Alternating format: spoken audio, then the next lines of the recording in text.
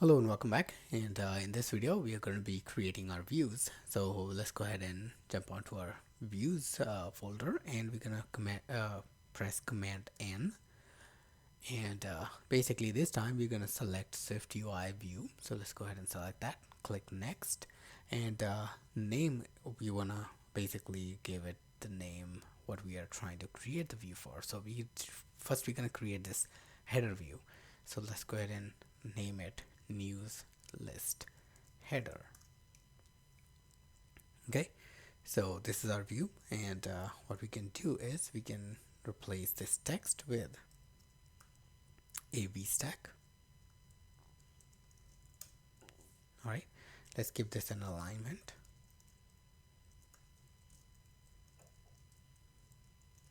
Spacing is going to be 0. All right, and then we're going to create our h stack. Now this h stack is going to have image, and we're going to be working with system images, so we're going to be using SF symbol images. So we're going to say large circle dot fill dot circle. Okay, that's what we're going to use. This is large fill dot circle. That's the image name, and we forgot to close it, so let's close it. Then we're going to have a text,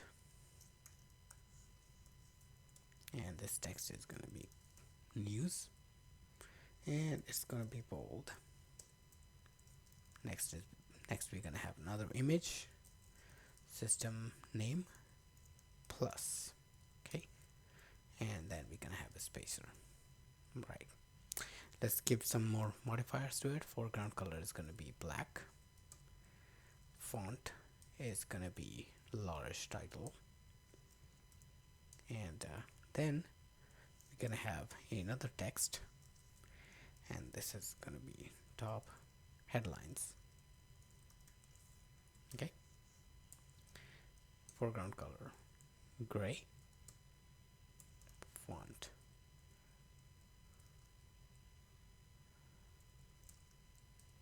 large title again, and then some padding in horizontal and some padding in vertical direction for 10 points.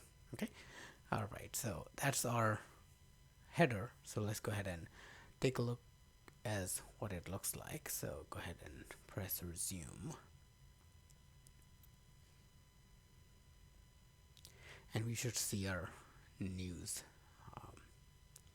this particular view. And as you notice, I mentioned to you, like this is the first time, we are building. I mean, so it's perfectly okay. Basically, Xcode taking this much time to display the canvas, but sometimes it gets really crazy because it's constantly running as soon as you're making any changes, because it's trying to keep up with those changes in the live preview, unless you have super powerful computer.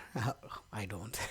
So in those cases, your fan is constantly gonna be running. So there goes my fan actually, and it's trying to render that view now, which is not able to render, so it's actually taking time.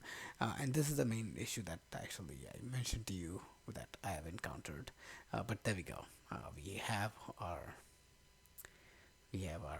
news plus, and it's looking actually good, so we can leave it like that. Let's go ahead and move on. I'm gonna close this, and let's go ahead and move on and create our next view. And this time we're gonna create our news home first. Okay, so let's go ahead and create our news home. Okay, that's gonna be our main page, this page right here. So Command N, and news home is what we're gonna name it. And okay, so this is gonna be a view. That's good. Now this is where we can actually observe the changes in the view model. So what we can do is we can simply say add observed object, not observable object. Observable object is basically where you publish your data, and observed object is where you're basically subscribing that publication and listening for the changes that you're expecting. So we're gonna say observe data private var news list VM is equal to news list VM. Okay, so this is our view model. We're going to be observing changes in entire view model. That actually gives us an opportunity where whoever is publishing within that view model, where we have like two objects that are publishing, both of them we're gonna be able to subscribe and listen to both of them. Okay, now in the init we're gonna simply say, when you initialize, just call news VM news list VM and call this load so we can fetch the news information directly whenever this view is initialized. Okay, and you can very well have it basically initialized in